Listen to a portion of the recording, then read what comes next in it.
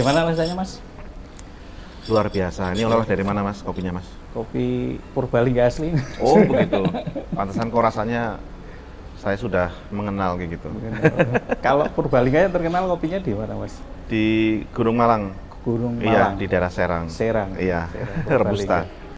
Halo Tribuners, kita ketemu lagi di Ngopi Surup bersama saya Catur Waskito Edi bersama tamu istimewa kita dari Purbalingga, orang hebat dari Purbalingga. Dia adalah Mas Muhammad Sulhan Fauzi dan lebih akrabnya dipanggil Mas Oji. Nah, gimana Mas Oji kabarnya hari ini? Alhamdulillah, semangat terus. Semangat terus. Sehat. Sehat terus. Mas Catur sehat ya? Alhamdulillah. Ya, alhamdulillah. Oke Mas Oji, mungkin bisa diceritakan nih dari perjalanannya dari seorang karyawan sampai akhirnya menjadi manajer termuda di bank pemerintah, bank pemerintah yang sangat terkenal, terus jadi pengusaha properti, terus tertarik ke politik. Itu mungkin bisa diceritakan Mas Oji. Ceritanya panjang nggak apa-apa ini? Enggak apa-apa. Nggak apa-apa ya. Karena menceritakan perjalanan hidup kurang lebih 17 tahun, diceritakan dalam waktu yang singkat begitu ya. Iya, jadi ya mungkin nanti ada loncatan-loncatan ya. Jadi selepas saya lulus dari kuliah di UII, saya kuliah di Yogyakarta ya. Kemudian saya ke Jakarta tahun 1995 kurang lebih. 95. Cari pekerjaan di Jakarta. Waktu itu sebenarnya sebelum masuk di Bank BTN, saya sudah bekerja 1 tahun di Bank Umum Nasional. Itu bank swasta nasional waktu itu yang punya Bob Hasan. Oh, Bob Hasan. Ya, kurang lebih 1 tahun di situ menjadi account officer. Terus saya mendaftar di bank pemerintah. Gitu. Karena BUN itu waktu itu dilikuidasi. Ada krisis ekonomi tahun 97 ya kurang lebih itu dilikuidasi. Terus saya mencari kerjaan lain di bank BUMN. Yang pertama kali masuk di bank BTN, namanya Bank BTN. Walaupun setelah kontrak di bank BTN saya diterima juga di bank-bank BUMN yang lain, tapi karena sudah tanda tangan kontrak saya di bank BUMN. Perjalanannya di bank BTN ini memang termasuk karirnya termasuk cepat gitu ya. Jadi saya salah satu, sejak berdirinya Bank BTN, saya menjadi kepala cabang termuda sepanjang sejarah. Iya, waktu itu. Dan saya masuknya di BTN, terakhir karirnya menjadi kepala cabang di BTN Syariah di Banjarmasin, di Kalimantan Selatan. Ya. Ya, alhamdulillah banyak prestasinya di BTN Syariah, termasuk saya adalah salah satu kepala cabang yang paling cepat break even point dalam mengelola bisnis di bank, kayak gitu kan. Nah, setelah dari BTN, saya diminta untuk bergabung di Bank BRI. Waktu itu karena tenaga kerja syariah masih sangat langka, gitu ya. Jadi terjadi bajak-membajak lah ceritanya. Gitu. Bajak-membajak. Jadi saya ditawarkan untuk menjadi kepala cabang di Bandung oleh BRI.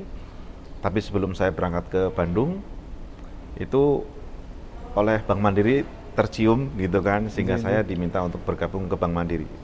Ya, sehingga saya akhirnya masuk ke Bank Mandiri, di Bank Syariah Mandiri. Saya menjadi kepala cabang di Banten, Provinsi Banten. Ya, membawa 4 kabupaten. Kemudian juga setelah itu mendapatkan promosi lagi karena waktu itu saya mendapatkan prestasi kerjasama dengan Krakatau Steel. Krakatau Steel. Ya, sehingga lebih dari 6.000 karyawan Krakatau Steel menjadi nasabah kami. Saya dipromosikan kembali ke Jakarta di kantor cabang yang volume bisnisnya jauh lebih besar daripada yang di Cilegon di Banten. Nah, sebenarnya perjalanan ketika saya resign dari Bank BTN itu pindah ke Bank Syariah Mandiri, saya sudah mulai berbisnis. Oh, sudah mulai usaha gitu. Iya, jadi di Kalimantan Selatan itu saya sudah mulai bisnis properti. Saya membentuk perusahaan bersama dengan 3 teman saya yang lain, jadi kita berempat membuat properti di sana di Kalimantan Selatan, terus juga bikin sekolahan Al-Azhar di Kalimantan Selatan. Kalimantan Selatan. Iya, gitu. Jadi punya sekolahan, alhamdulillah berjalan sampai hari ini. Setelah itu kemudian di Jakarta, jadi saya itu double garden Mas. gitu ya. Satu kerjanya di Bank BTN, di Bank Syariah Mandiri, satu lagi saya ada bisnis. Iya. Properti. Nah kebetulan kok ya alhamdulillah mendapatkan rezeki dari Gusti Allah. Akhirnya saya membuka beberapa tempat properti yang lain gitu kan, ada di Bogor, ada di Semarang, ada di Jakarta. Nah puncaknya 2014 saya akan membuat apartemen di Jakarta. Jakarta. Di Jakarta Timur. Membuat apartemen 30 lantai gitu kan.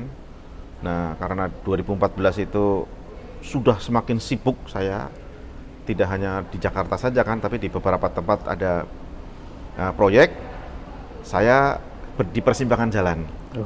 Galau ya. Ya, jadi ada galaunya gitu kan. Apakah saya masih tetap berkarir di Bank Syariah Mandiri, ataukah saya akan melanjutkan bisnis saya, gitu. Di Bank Syariah Mandiri bagus, gitu kan, karena waktu saya berbicara dengan direksi saya di Jakarta, beliau meminta saya jangan keluar kamu, karena sebentar lagi kamu sudah mau dipromosikan kembali di Bank Syariah Mandiri, begitu. Ya, pokoknya jangan keluar deh mas, kayak gitu kan. Gitu. Tapi terus ya pertimbangan keluarga dan seterusnya, saya pengen mengembangkan diri, gitu kan. Akhirnya saya milih wira swasta. Walaupun itu berat karena sudah terbiasa hidup nyaman, berangkat pagi, pulang sore atau malam. Nggak perlu pikir apa-apa, nanti tanggal 25 gajian. Ibaratnya begitu ya. Walaupun tantangannya bekerja di bank itu juga sangat berat. Target-targetnya yang tergambar di KPI namanya, Key Performance Indicator itu juga ketat sekali. Gitu. Tapi saya pengen tantangan baru. Sama ketika saya keluar dari Bank BTN, saya juga sama teman-teman, jika kamu nekat banget gitu kan. Orang paling nekat kamu ini udah enak-enak, sudah jadi kepala cabang, sudah punya rumah dinas, sudah punya mobil, kemudian sudah punya sopir, gitu kan, dari perusahaan udah disiapkan semuanya, lagi enak-enak malah pindah perusahaan. Sama ketika saya keluar dari Bank Syariah Mandiri juga demikian. Ngapain lagi, sudah enak-enak posisinya, karirnya sudah cemerlang, bagus, malah keluar lagi gitu ceritanya. Ya udah, tapi saya itu udah perjalanan hidup saya. Jadi akhirnya saya betul-betul murni 100% wira swasta. Ya, nah wira swasta awalnya memang properti, ya di properti yaitu mengerjakan beberapa proyek yang lain, sampai kemudian pada tahun 2016 saya membuat perusahaan baru di Jakarta karena saya waktu itu sudah menjadi anggota Kamar Dagang dan Industri. Kadin ya. Jadi Kadin, saya menjadi wakil ketua komite konstruksi dan infrastruktur Kadin Indonesia ya. Kadin Indonesia. Pusat ya. Pusat ya. Nah di situ saya berteman dengan banyak pengusaha-pengusaha yang lain, kenal dengan seluruh pengusaha di Indonesia, ibaratnya begitu. Nah kemudian tahun 2016 itu juga, kalau di Kadin itu kan sering ada pengusaha-pengusaha luar negeri yang datang. Oh, semacam gathering gitu ya, enggak? Ya, ada gathering, ada investor-investor yang pengen punya proyek di Indonesia atau punya kepartneran di Indonesia, gitu. Sehingga saya membuat perusahaan. Waktu itu kita kedatangan tamu dari Eropa Timur. Ya, Eropa Timur yang membawa duta besar Indonesia yang ditempatkan di sana. Nah kemudian perusahaan saya yang ditunjuk untuk bekerja sama dengan perusahaan asal Eropa Timur itu dari Polandia. Ya, sejak itu 2016 itulah saya mulai bisnisnya tidak hanya di Indonesia, kayak gitu. Ya, tapi sudah merambah ke Asia, sehingga memang grup perusahaan saya itu Sinergi Asia. Karena waktu itu memang saya niatnya ini perusahaan ini akan saya bawa tidak hanya di Indonesia tapi juga minimal untuk wilayah Asia saya harus menguasai. Gitu. Jadi namanya Sinergi Asia. Iya, Sinergi Asia. Itu perusahaan induk, nanti di bawahnya ada Sinergi Tekno Global apa. Jadi grup Asia. Grup Sinergi gitu kan, Sinergi Group gitu. Nah, itu perjalanannya. Kemudian rupanya setelah berkenalan dengan Eropa Timur itu membuka perkenalan kita dengan teman-teman pengusaha lain dari Eropa, dari Cina, dari Jepang, dari Kanada, dari Amerika, dari yang lain-lain gitu kan. Sehingga akhirnya kita banyak melakukan hubungan-hubungan bisnis dengan luar. Nah, yang menarik memang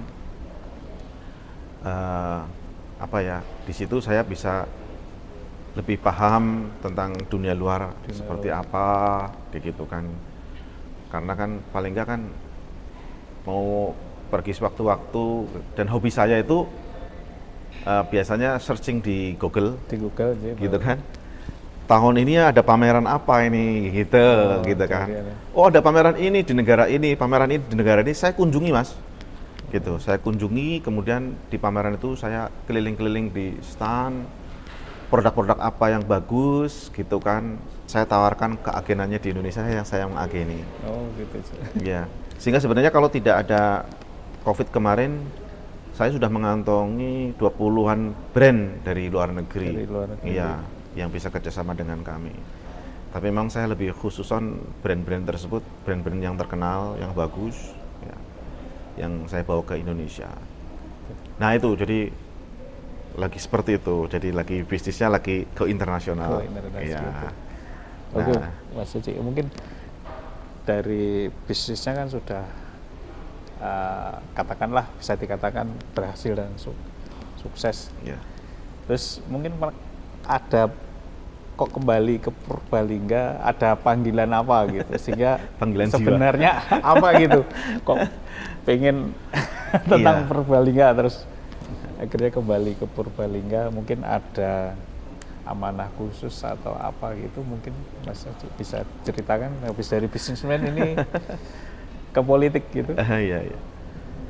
Jadi ketika sudah mulai berjalan begitu, anak saya laki-laki kan masuk ke UI, di Fakultas Ekonomi, gitu kan. Saya selalu kalau ada apa-apa berdiskusi sama dia, gitu kan. Jadi pada suatu hari saya bilang ke anak saya, namanya kan Fatah. Fatah, ayo kita bikin yayasan yang yayasan itu nanti fungsinya mengangkat kemiskinan. Gitu, memerangi kemiskinan. Mas Fatah, kamu kan seneng riset. Anak saya suka riset sama suka nulis, kayak gitu kan. Akhirnya kamu coba cari masalah kemiskinan di Indonesia atau di dunia itu cara mengatasinya gimana. Anak saya seneng nih Mas, seneng gitu kan. Akhirnya dia meriset variabel-variabel apa yang bisa memerangi angka kemiskinan tersebut, kayak gitu kan. Itu udah mau bikin yayasan tuh, saya berdua dengan anak saya. Dengan gitu Mas kan. Fatah. Ya. Nah di dalam perjalanannya itu kemudian memang tiba-tiba saya ditelepon dari Purbalingga. Gitu. Awalnya sih keponakan saya namanya Mas Aan, gitu kan, bisa nyalon Bupati Purbalingga enggak, kayak gitu kan. Saya nggak ada kepikiran sama sekali Mas, kayak gitu kan. Ngapain saya di Jakarta, gitu kan. Udah selesai. Kemudian telepon lagi, gitu, telepon lagi. Sampai kemudian saya dengar, kan mohon maaf saya kan memang background keluarganya NU. Itu menceritakan PKB udah mendapatkan 9 kursi di Purbalingga, sehingga PKB itu bisa mencalonkan sendiri tanpa berpartai dengan yang lain, koalisi itu bisa mencalonkan sendiri bupatinya. Nah rupanya dari pengurus PKB mencari figur nggak ketemu di Purbalingga, minta kepada NU membuat tim siasah. Siapa kira-kira yang cocok untuk menjadi Bupati Purbalingga. Nah itu juga belum ketemu, akhirnya mereka larinya ke keluarga kami. Bapak saya dulu salah satu pendiri NU di Purbalingga, almarhum pejuang NU. Akhirnya mencarilah dari keluarga kami yang 11 orang. 11 orang. Iya. Oh. Saya kan nomor 11. 11. Iya. Dari 11 saudara. Bungsu ya Mas? Iya, bungsu. Jadi para kiai datang ke rumah diwakili oleh kakak saya yang nomor 2, meminta pokoknya salah satu dari keluarganya Pak Jue ini untuk nyalon bupati. Diurutkanlah nomor 1 nggak mau, udah terlalu sepuh. Nomor 2 nggak mau, nomor 3 nggak mau, nomor 4 almarhum, nomor 5 nggak mau semuanya, sampai saya juga tidak mau, kayak gitu kan. Kemudian lari ke keponakan, ada 2 keponakan saya, yaitu Mas Budi dan Mas Aan. Waktu itu untuk ditawarkan juga tidak mau. Tidak mau gitu, juga. Tidak mau. Jadi akhirnya karena desakan kiai kita mengerucut, muncul 4 orang gitu kan, saya, kakak saya yang di Jakarta hari ini jadi dirut di salah satu BUMN, terus keponakan saya 2. Nah, berempat ini seperti orang main bola Pak, kok baiklah gitu kan. Kamu aja yang nyalon, aku juga tendang lagi keponakan kamu aja gitu kan, jadi orang rampung-rampung. Nah, karena prosesnya udah semakin kesini, saya suatu hari ditelepon hari Jumat oleh salah satu kiai sepuh di Purbalingga, bilangnya begini, Mas Oji, ini lagi bukan diskusi katanya gitu. Iya, ini bukan lagi diskusi, tapi ini perintah begitu kan. Aku kaget juga, perintah gitu kan. Pokoknya kamu harus pulang ke Purbalingga dan mencalonkan menjadi bupati di Purbalingga gitu kan. Saya masih mencoba diplomatis. Ya jangan bicara melalui telepon Pak Kiai gitu kan, nanti saya tak langsung saja gitu kan. Begitu. Kemudian saya seminggu kemudian pulang, diceritakan oleh Pak Kiai gitu kan, kondisinya begini. Saya belum mau juga itu gitu kan, belum lah. Karena gitu kan. Terus karena bilang belum gitu kan, terus saya ke Jakarta lagi, ya tetap dibujuk-bujuk terus gitu kan. Sampai pada suatu hari ini saya cerita, ada teman baru kenal dari Purbalingga datang ke Jakarta. Datang ke Jakarta, minta ketemu dengan saya. Terus saya janjian dengan dia, ayo kita minum teh di Pacific Place gitu di Jakarta. Saya ngeteh di sana. Nah, teman saya bilangnya begini nih yang membuat saya runtuh hatinya. gitu. Mas Oji gitu kan. Kenapa kok kita pengen jenengan jadi Bupati Purbalingga? Karena hari ini Purbalingga itu orang yang miskin banyak sekali Mas. Kayak gitu. Ada lebih dari 150.000 orang miskin di Purbalingga yang membutuhkan uluran tangan gitu kan. Kemudian ya menceritakan tentang masyarakat di pinggiran lah seperti apa gitu kan, dan kondisi-kondisi ekonomi yang lain lah gitu. Purbalingga bagaimana posisinya dan seterusnya. Nah, itu saya merasa ditampar itu gitu. Tamparnya karena apa? Karena memang seperti ada suara ke saya, ngapain kamu bikin yayasan dengan anak laki-lakimu, wong kampung halimanmu aja masih butuh banyak pembenahan. Masih banyak pemiskinan. Iya gitu. Nggak usah kamu cari-cari di mana-mana cari orang miskin. Itu loh, di kampungmu masih banyak orang miskin. Kayak gitu. Jadi terus mulai membuka hati saya kan, bahwa pada hakikatnya hidup itu tidak boleh egois. Hidup tidak boleh memikirkan diri sendiri, tidak boleh memikirkan keluarga sendiri, tapi juga harus lebih bermanfaat untuk orang lain. Jadi pencalonan saya kemudian ya saya anggap itu sebagai saya lagi menggelar sajadah mau sholat. Ya, saya memantapkan hati tiap hari, mudah-mudahan ini sebagai ibadah saya, pengabdian kepada masyarakat Purbalingga. Begitu Mas. Jadi sama sekali bukan karena ambisi pribadi yang sangat kuat atau tidak ya, tapi semata-mata ini didorong karena melihat kondisi yang terjadi di Purbalingga demikian. Waktu itu ada tanggapan dari, mungkin ada dari istri gitu, wah udah mapan ini harus berjuang lagi gitu Mas. Iya, ada pengalaman lucu kayak gitu. Jadi setelah saya diajak ketemu dengan para kiai kan, saya pulang ke Jakarta. Saya naik kereta api jam 11 dari Purwokerto sampai ke Jakarta jam 4 pagi. Jam 4 pagi. Saya tahu kebiasaan istri saya kalau jam habis subuhan dia siap-siap masak, kemudian nganterkan anak perempuan saya ke SMA. Jadi sebelum berangkat itu saya tarik dulu istri saya gitu kan ke kamar, saya ajak bicara. Gitu. Bu, ini ayah ada amanah dari para kiai gitu kan untuk mencalonkan menjadi Bupati Purbalingga gitu kan. Nah, itu tanpa saya dinyana dan duga, istri saya marah Mas. Iya. Ayah ini sambil marah, ayah ini kalau membuat keputusan itu ya bicarakan dulu, ini kan keputusan besar gitu kan. Pokoknya enggak katanya, kata istri saya gitu, enggak. Nah, tidak cukup di situ. Saya seharian itu tidak diajak bicara sama istri. Kemudian istri saya kampanye Pak. Kampanyenya adalah mempengaruhi anak-anak saya. Iya, supaya nanti kalau ayah kayak gini bilangnya enggak ya gitu kan. Betul gitu. Jadi saya bicara sama anak-anak saya, enggak ya kayak gitu kan. Enggak usah kayak gitu kan. Waduh, ini 3-1 kan, gitu skornya gitu kan, 3-1 gitu kan. Tapi kemudian minggu berikutnya kami keluarga besar kumpul di Jakarta karena salah satu keponakan saya itu menikah. Ya, saya diskusi sama kakak saya, gimana ini gitu kan. Bisnismu gimana nanti ini kayak gitu kan. Terus berproses, akhirnya ya wis lah, yang penting sama keluarga saya, kamu niatnya harus baik gitu kan. Kamu niatnya harus baik, bukan karena semata-mata mengejar jabatan gitu kan. Kalau apalagi mengejar ngapunten gaji, ya alhamdulillah saya dikasih rezeki sudah cukup. Sudah lebih dari cukup gitu kan. Jadi ya berangkat aja, bismillah lah gitu kan. Bismillah, mudah-mudahan niat baik itu dapat diterima sebagai amal oleh Allah Subhanahu wa taala. Masuklah saya ke dunia politik gitu. Nah, saya memang awal-awal ada namanya psikologis shock gitu ya, apa ya? Kaget gitu. Ya. Politik ini ternyata seperti ini gitu kan. Jadi istilah anak saya sih culture shock ya. Ya ada perbedaan budaya yang sangat berbeda gitu kan lah ya.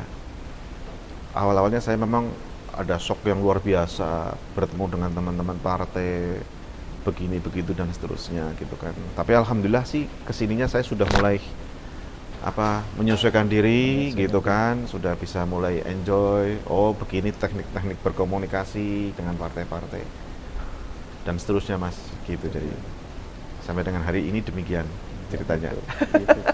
Mungkin ada impian dari Mas Oji itu atau harapan lah Purbalingga ke depan itu mau diapain gitu, atau mungkin Mas Oji punya cita-cita lah untuk Purbalingga ke depan gitu mas? Iya.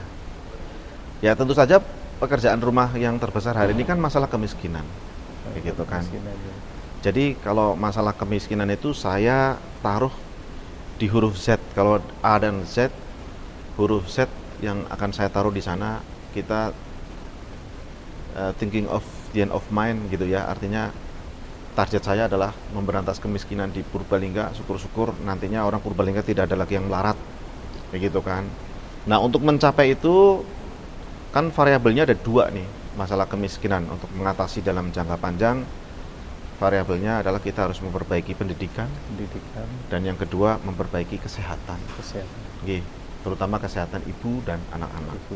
Ya, karena ibu ketika hamil sudah bagus, melahirkan anak, kemudian disusui dengan ASI, diperhatikan pertumbuhan anak sehingga nanti si anak itu tumbuh dengan sempurna baik otaknya ataupun fisiknya, kayak gitu kan. Nah itu akan larinya ke sana, masalah kesehatan, pendidikan juga demikian. Jadi kombinasi 2 variabel itulah yang nanti akan mendorong pada saatnya nanti kemiskinan akan bisa dihilangkan dalam jangka panjang. Ya, gitu. Nah kemudian dalam jangka pendek ya memang karena hari ini banyak pengangguran, harus segera dicarikan kerja bagi orang-orang Purbalingga. Sehingga mohon maaf 2 hari yang lalu saya MOU kan, saya ke Bandung MOU dengan 5 pabrikan yang nantinya pabrik-pabrik tersebut akan buka di Purbalingga. Iya, ini wujud real dari saya gitu kan, sehingga nanti pabrik-pabrik tersebut dapat menyerap tenaga kerja yang ada di Purbalingga, mengurangi pengangguran dan mengurangi kemiskinan. Ya tujuannya tetap ke sana. Kemiskinan itu saya taruh di huruf Z. Kalau A dan Z, huruf Z yang akan saya taruh di sana, kita thinking of the end of mind gitu ya. Artinya target saya adalah memberantas kemiskinan di Purbalingga. Syukur-syukur nantinya orang Purbalingga tidak ada lagi yang melarat, kayak gitu kan. Nah untuk mencapai itu kan variabelnya ada 2 nih, masalah kemiskinan. Untuk mengatasi dalam jangka panjang, variabelnya adalah kita harus memperbaiki pendidikan. Dan yang kedua memperbaiki kesehatan. Oke, terutama kesehatan ibu dan anak-anak. Ya, karena ibu ketika hamil sudah bagus, melahirkan anak, kemudian disusui dengan ASI, diperhatikan pertumbuhan anak sehingga nanti si anak itu tumbuh dengan sempurna baik otaknya ataupun fisiknya, kayak gitu kan. Nah itu akan larinya ke sana. Masalah kesehatan, pendidikan juga demikian. Jadi kombinasi dua variabel itulah yang nanti akan mendorong pada saatnya nanti kemiskinan akan bisa dihilangkan dalam jangka panjang. Ya, gitu. Nah, kemudian dalam jangka pendek ya memang karena hari ini banyak pengangguran, harus segera dicarikan kerja bagi orang-orang Purbalingga. Sehingga, mohon maaf, 2 hari yang lalu saya MOU kan, saya ke Bandung MOU dengan 5 pabrikan yang nantinya pabrik-pabrik tersebut akan buka di Purbalingga.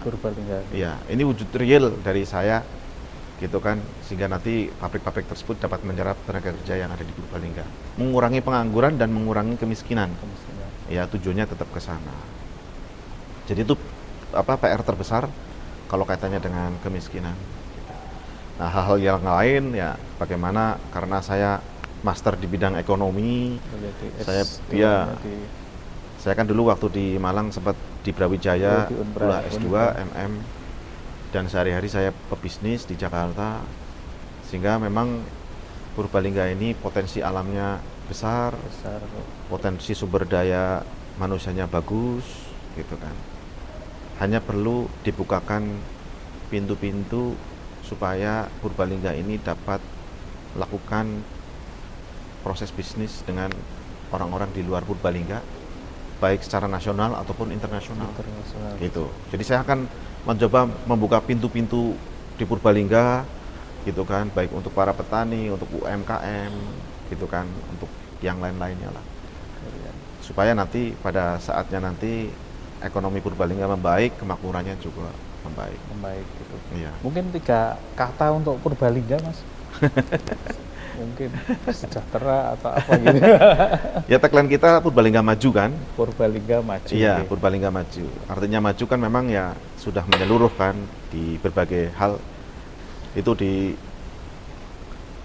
nah kemudian karena saya ingin profesional, saya orang baru di politik, gitu kan. Kalau membuat bisnis plan untuk perusahaan sih sudah biasa. Ya. Jadi kalau setiap kali ada proyek kan saya selalu membuat bisnis plan.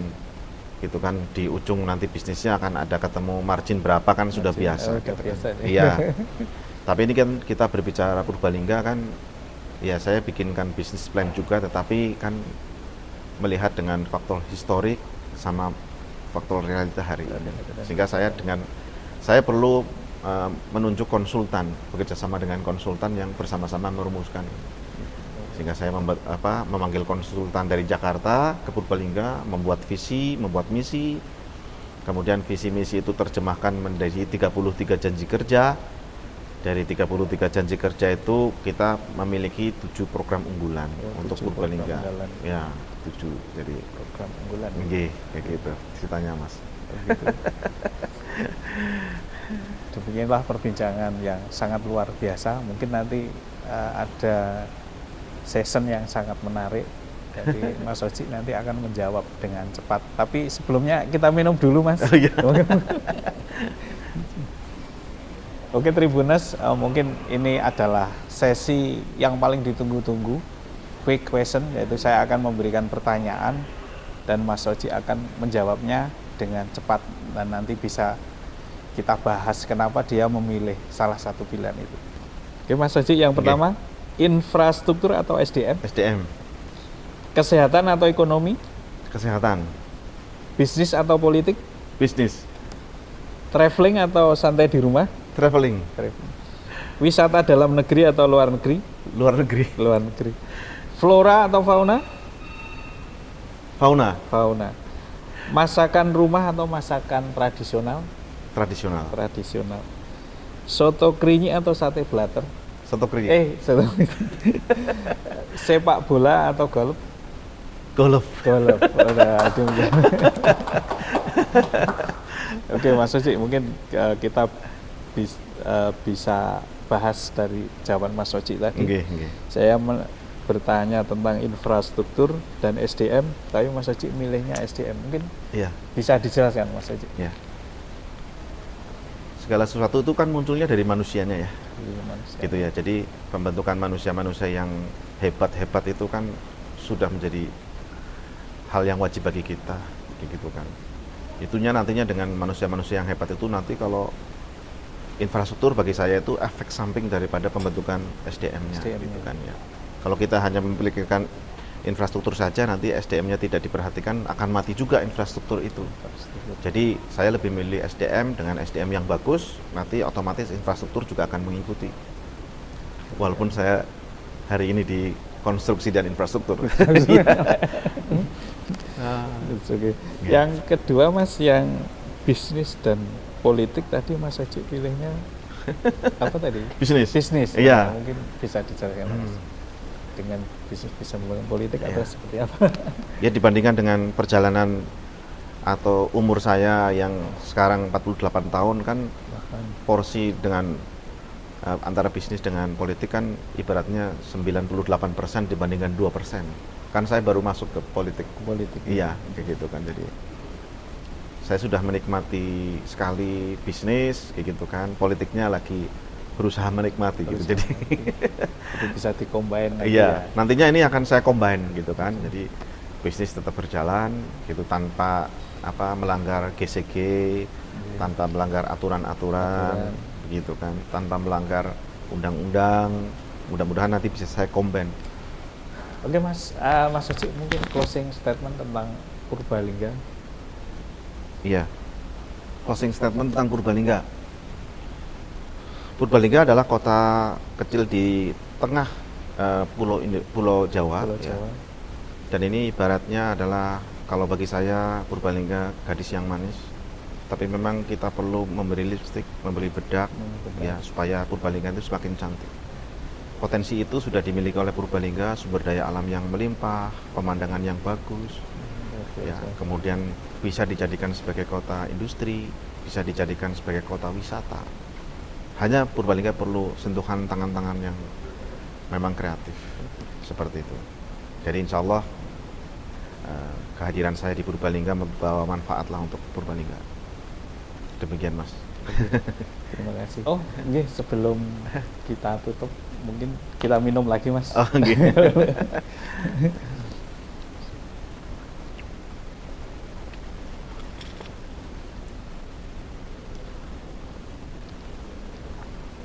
Demikianlah Tribuners perbincangan kita dengan tokoh hebat dari Purbalingga, yang aset Purbalingga ya tingkatnya tidak hanya nasional tapi internasional.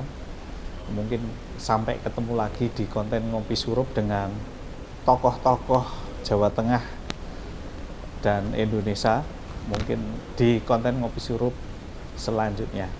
Matur suwun Mas Haji atas penerimaannya. Terima kasih. Semoga sukses dan sehat selalu. Amin amin. Mohon doa restunya. Amin. Purbalingga maju terus. Amin. Terima kasih dari saya. Sampai ketemu lagi di konten Ngopi Surup selanjutnya. Wassalamualaikum warahmatullahi wabarakatuh. Waalaikumsalam.